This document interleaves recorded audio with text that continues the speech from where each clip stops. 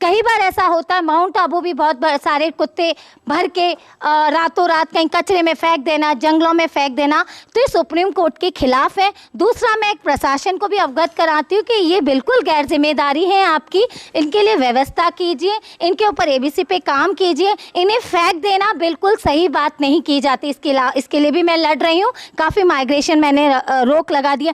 कई बार ऐसा भी होता है, कॉलोनी में भी मेरे साथ ऐसा अवरोध पैदा हो जाता है कि तो डॉग्स लाती हैं, ऐसे करती हैं, पर उन्हें बताना चाहती हूँ मैं कि मैं डॉग्स इसलिए लाती हूँ, ट्रीटमेंट के लिए लाती हूँ। और कई बार ऐसा होता है कि डॉग को जब अच्छी मैं व्यवस्था दे देती हूँ तो वो यहाँ से जाने को तैयार नहीं होता, मैं उसे छोड़ के भी आती हूँ तो वापस आ जाता है। तो मैं उसे कैसे निकालूँ वहाँ से? वो मेरा एक मेंबर बन जाता है इस संस्था का, और वो यहीं रहना पसंद करता है। इस तरह का अगर कॉलोनी वाले भी अपने अपनी कॉलोनी के 5-5 डॉग्स को मेंटेन करें, उन्हें वहीं पे खाना दें, उनकी देख रेख करें, तो शायद ये शेल्टर होम को इनकी इतनी ज़रूरत नहीं पड़े।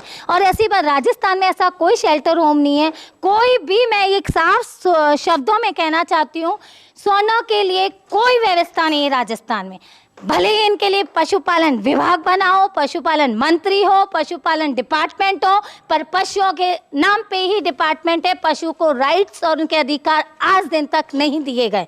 और जब मैं इससे लड़ रही हूँ तो ये लोग ऐसा अब इन्हें महसूस होने लगा है कि हाँ, इनके भी राइट्स और हमें इनके साथ काम, मतलब इनको हेल्प करनी चाहिए, मैडम को कोऑपरेट करना चाहिए, मैडम सही लड़ रही हैं। तो ये बात है, प्रशासन अभी भी प्रशासन में कमी है। आज भी कह रही हूँ कि प्रशासन में अभी भी कमी है, वो अभी भी सहयोग नहीं कर रही। उन्हें अवेयरनेस प्रोग्राम चलाने चाहिए। सबसे पहली बात तो ये है कि हम लोगों में, जनता में, भारत में, हम लोग जो सिटीजन्स हैं, इनमें हमें अवेयरनेस ही नहीं है। इसके लिए बिल्कुल स्कूल में काउंसलिंग होनी चाहिए, बच्चों को बताना चाहिए, उनको एनिमल लवर बताना चाहिए, उनको पशु के बारे में बताना चाहिए कि वो भी पशु, हमें उससे लव करना चाहिए। हमें ये शिक्षा नहीं देनी चाहिए कि अगर कोई कुत्ता दिख जाता तो उसे भाटे मारिए। उसे ये शिक्षा देनी चाहिए कि अगर कोई कुत्ता दिख जाता है तो उसे कुछ भी खिलाना चाहिए, जैसा भी हो उस वक्त अवेलेबल हो, ना कि उसके साथ उसके निकाल देना। कई बार ऐसा हादसा भी हुआ है, लोग मोहल्ले में उन्हें, कई बार ऐसा होता है भाई, कुत्ते की जब कोई लड़ाई होती है या आपस में काट लेते हैं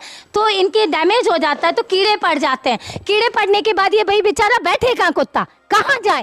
तो कई बार ओटले पे बैठने जाता है, कहीं छुपने, तो लोग उसे ओटले पे भी बैठने नहीं देते हैं, उसे वहां से भी भगाते हैं, कहीं से भगाते हैं। आखिर में उस कुत्ते की दुर्गति हो जाती है और वो रोड पे ही बिखर जाता है। यहाँ तक कि कुत्ता गाड़ने की तो बहुत दूर बात हो जाती है कि कुत्ते को गाड़ने तो कहाँ आएंगे, फिर वो म्यूनसिपैलिटी में कचरे में फेंक दिया जाता है। हमारे शास्त्रों में, हमारे धर्मों में कहते हैं सारे पशुओं का बिल्कुल पूजा की जाती है। आप कहिए, कहते हैं नंदी की शिव जी के आगे नंदी की पूजा की जाती है, माता जी के आगे भैरू जी की कहा जाते हैं। कहते हैं भैरू जी का वाहन स्वर्ण होते हैं। अरे जब भैरू जी का वाहन होते हैं, भैरू जी को पूरा हिंदुस्तान पूछता है, तो उनके स्वनों की कदर क्यों नहीं की जाती? उनके स्वनों के साथ अत्याचार क्यों किया था? उनका देश का स्वर्ण भूखा कैसे मर जाता है? ये सबसे बड़ी गैर जिम्मेदारी है हमारी सरकार की कह दो, प्रशासन की कह दो, इसमें हम भी सहभागी हैं। इसलिए मैं कहना चाहती हूँ। और दूसरी बात, एक बात बताइए, इंग्लिश कुत्ते की तो बहुत वैल्यू है हिंदुस्तान में, जिसका कोई हक नहीं है।